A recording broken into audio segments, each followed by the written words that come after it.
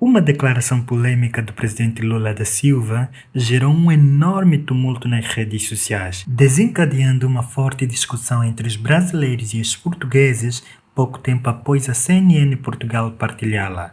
Note a declaração. Eu fico imaginando o que a gente não poderia ser se a gente acreditasse um pouco no Brasil. Acontece que durante muito tempo não se quis levar muito a sério o Brasil. Nós fomos o último país a acabar com a escravidão. Nós fomos o último país a fazer a independência e tem duas independências. Tem a independência que foi o grito do imperador, que a gente nem sabe se deu o grito mesmo, mas está lá dentro que foi grito, tem uma fotografia, uns cavalos. Aquele cara que está no carro de boi naquela foto, acho que sou eu aquele cara, na outra encarnação. Pois bem, mas nós tivemos a verdadeira independência do Brasil, sabe, que foi o resultado final da expulsão dos últimos portugueses, que foi o 2 de julho em Salvador, na Bahia, onde ali houve luta e houve mulheres heroínas. Muitas mulheres que lutaram para garantir a independência. Eu agora vou tentar transformar os 2 dias em ato oficial da independência. E mais ainda, Luiz, nós vamos ter que recontar a história desse país, porque nós temos que saber o que representou os malês na Bahia, nós temos que saber o que representou a balaiada no Pará, nós temos que tentar mostrar as lutas nesse país que foram feitas pela independência. Pernambuco, em 1817, tentou fazer a Revolução. Em 1824, tentou fazer a Confederação do Equador. Por conta disso, perdeu metade do território que margeia o Rio São Francisco para a Bahia. Por isso, o estado de Alagoas, que era de Pernambuco, virou estado. E a independência foi acontecer quantos anos depois? Depois de muita luta. Então, a pressão política fez o rei fazer a abolição, a independência. Gritaram lá, deram grito, aquele conchavão. Imagina aquele conchavão, ao invés de briga, vamos fazer um acordão aqui, está tudo bem, fica como está. Eu continuo mandando, o país é independente, mas eu continuo mandando. Veja, e aí entra a questão da educação. Vocês não acham muito esquisito que o Brasil foi descoberto em 1500? A América foi descoberta em 1492 e 50 anos depois da descoberta, o Peru já tinha sua primeira universidade, que era São Marcos, e o Brasil só foi ter a sua primeira em 1920. Vocês não acham um pouco estranho que o Brasil demorou tanto para fazer a independência, para fazer a luta contra a escravidão? Aliás, o direito de voto nós conquistamos somente em 1934, porque uma mulher no Rio Grande do Norte, na cidade de Mossoró, entrou na justiça e a justiça deu o direito dela votar. Senão nem isso a gente tinha. Então, a nossa educação, ela foi tratada de forma premeditada para que o povo pobre, indígena e negro não estudasse.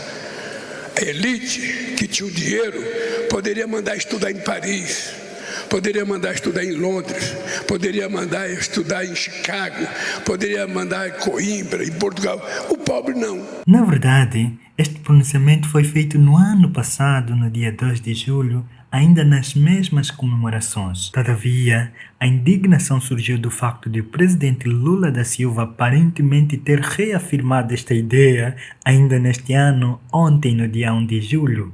O Brasil volta às comemorações e, não obstante ter dito agora de uma forma mais moderada, críticas e elogios não faltaram. Eu acabo de assinar um projeto de lei que estou mandando para o Congresso Nacional, transformando o dia 2 de julho no Dia Nacional da Consolidação da Independência do Brasil. Porque é verdade que Dom Pedro fez o grito da independência, todo mundo sabe disso. Mas pouca gente sabe que foi no dia 2 de julho de 1823 que, na Bahia, os baianos conseguiram fazer os portugueses voltar para Portugal definitivamente. Isso não é conhecido da história, porque não está no livro didático brasileiro. A aprovação desse projeto e a promulgação vai mostrar ao Brasil inteiro de que, além do Dom Pedro, o povo baiano teve muito a ver com a nossa independência. É importante aqui realçarmos que quem nunca foi com a cara de Lula e da sua ideologia política também é o presidente do Chega, André Ventura, o qual uma vez já chegou até ao mais fundo, chamando o mesmo de bandido. O Chega queria começar por deixar claro o seguinte: nós compreendemos perfeitamente a fúria e a angústia de milhões de brasileiros ao verem o seu país governado, e eu peço desculpa às autoridades brasileiras acreditadas em Portugal, governado por um bandido que... Senhor Deputado, essa é uma expressão ofensiva em relação ao Presidente de um país muito amigo de Portugal. E, portanto, ao abrigo do regimento, sou obrigado a pedir a Vossa Excelência que não use essa expressão referindo-se ao Presidente da República do Brasil ou de qualquer outra República. Faça favor de prosseguir e há um pedido que lhe faço.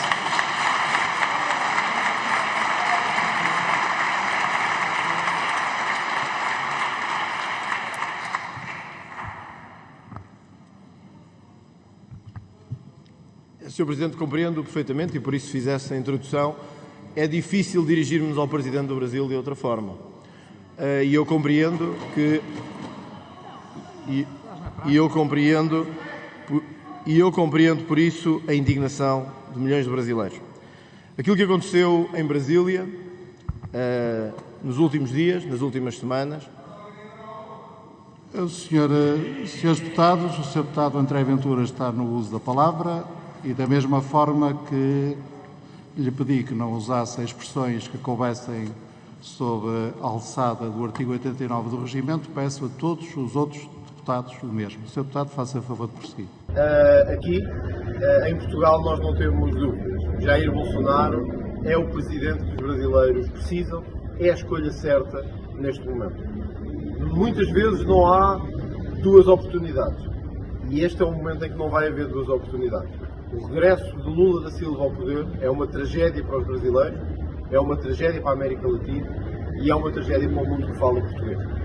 Queria deixar claro, em nome pessoal, mas também em nome do Chega, dos militantes do Chega, dos seus apoiantes, e penso eu da grande maioria dos portugueses, que estamos ao lado de Jair Bolsonaro nesta eleição. Subsídio à dependência, e nunca tivemos medo de votar ao lado de quem tivesse que ser, quando as causas eram justas e nós acreditávamos nelas.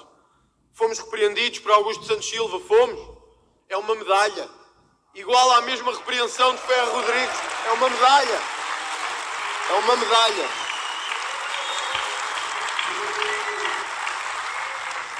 É uma medalha. Porque é aquela esquerda bafienta que há anos nos quer enclausurar e fechar neste mundo paranoico em que um homem não é um homem, uma mulher não é uma mulher, ou em que um subsídio dependente não é um subsídio independente, ou até que um bandido não é um bandido. E nós não temos medo de dizer que Lula da Silva é um bandido e não teremos medo de continuar a dizer em Portugal